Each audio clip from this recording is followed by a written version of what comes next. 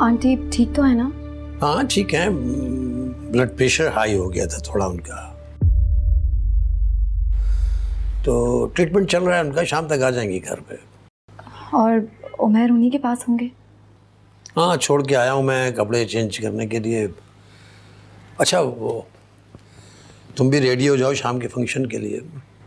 Function? कौन सा function? तुम्हारे भाई का वलीमा है आज। लेकिन अब्बू तो मुझे वहां कभी नहीं घुसने देंगे।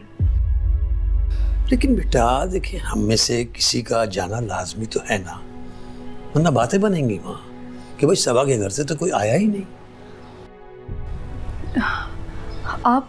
आप और उमैर चले जाइएगा ना, अम्मी के पास मैं रह लूंगी। मैं और तुम जाएंगे, उमैर अपनी माँ के पास रहेगा।